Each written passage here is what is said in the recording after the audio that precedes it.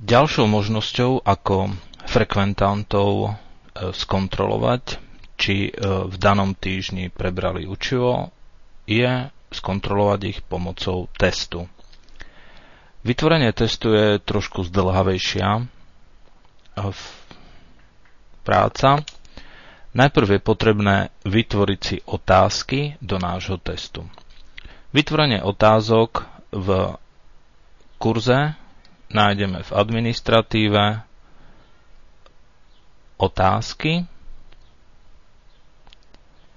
Môžeme si vytvoriť nejaké nové kategórie.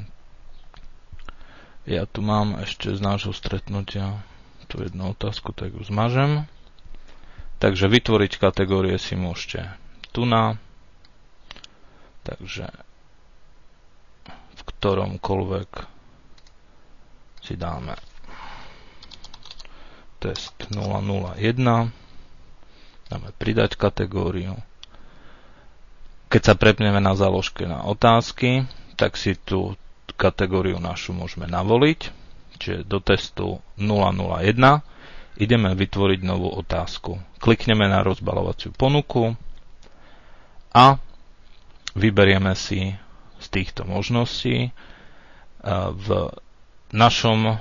našich kurzoch bude nám zatiaľ stačiť otázka viaceré možnosti. To znamená A, B, C. Takže otvoríme si viaceré možnosti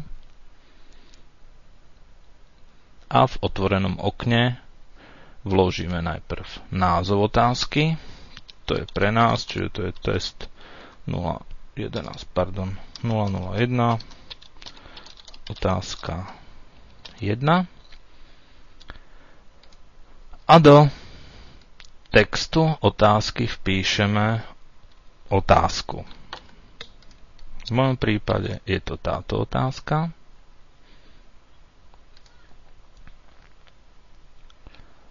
A pokračujeme ďalej. Tieto hodnoty necháme nastavené.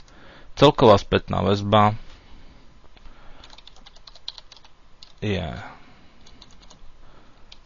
sú slová, ktoré sa frekventantom zobrazia pri odovzdaní testu.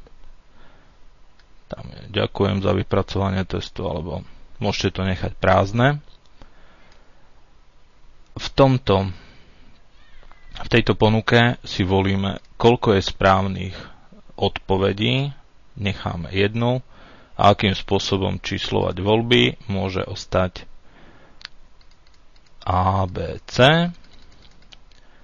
A teraz do voľby 1 vložíme odpoveď, čiže možnosť A, napríklad takúto.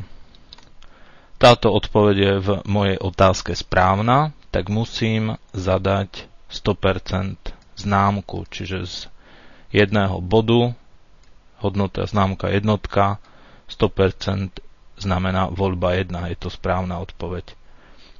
Do spätnej väzby môžeme vložiť text, ktorý sa zobrazí frekventantovi pri odpovedi možnosti A. Ďalej navolíme možnosť B, čiže druhú voľbu. Toto je nesprávna odpoveď, tak známka žiadna. Ale môžeme do spätnej väzby poučiť frekventanta, že osoba tvoriaca webové stránky je to vlastne web designer a je hlavnou súčasťou tvorby web stránky, nie stránky. A ešte môžeme zvoliť voľbu C, čiže tretiu voľbu. Pometieme ešte trošku nesprávnou odpoveďou. Do spätnej väzby dáme poučenie. Tak, keď vám stačia A, B, C, ak nie, tak môžete ešte D, E, ak ani to nie, tak môžete pridávať ešte prázdne. Viacej možností môžete. Do celkovej spätnej väzby môžete, ale nemusíte nič vpísať. Stačí nám uložiť zmeny a máme prvú otázku vypracovanú. Ja som si ešte pridal jednu otázku do banky otázok.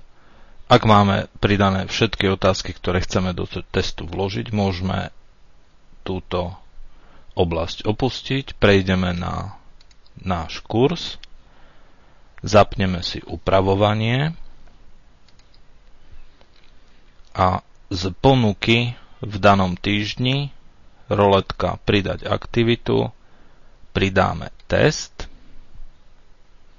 ktorému dáme meno. Áno, už test prvý. Môžete tam vložiť nejaký text, vyberte správne možnosti. Môžete text obmedziť časom, čiže dáte deaktivovať, nastavíte, kedy sa test otvorí, kedy sa test uzatvorí. My si ho dáme, aby bol aktívny. Môžete nastaviť časový limit, ak chcete stresovať frekventantov. Tieto môžete nechať takto, žiadne. Čo môžete nastaviť, je pokusy, koľko pokusov má ktorý daný frekventant. Tu dáme 1, lebo sú to veľmi ľahké otázky. Tieto necháme takto. Všetko nastavené. Čo môžete nastaviť, je celková spätná väzba, to znamená, ak získa 100 bodov, 100%, čiže plný počet bodov, dostane automatickú odpoveď, že napríklad gratulujem, test máte za 1. Hranicu hodnotenia môžete potom, ak získa 80%,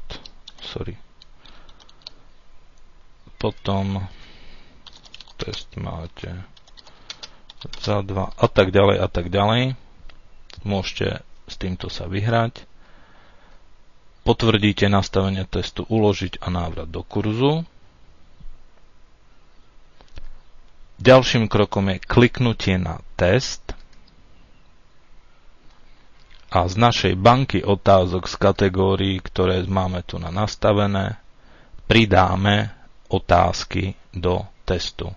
Čiže z pravej strany pridávame naľavo otázky. A tu sú naše 2 otázky.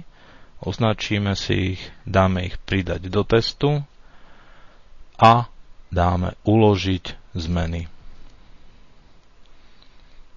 Takto si môžeme test skontrolovať a máme diakritiku. Dúfam, že dokiaľ sa rozbehne kurz poriešim, lebo mám s tým problém, priznávam sa. Takže máme test a môžeme si ho vyskúšať. Tento dáme odoslať všetko a ukončiť. Dostávame potvrdenie, že je to len jeden pokus a máme spätnú väzbu.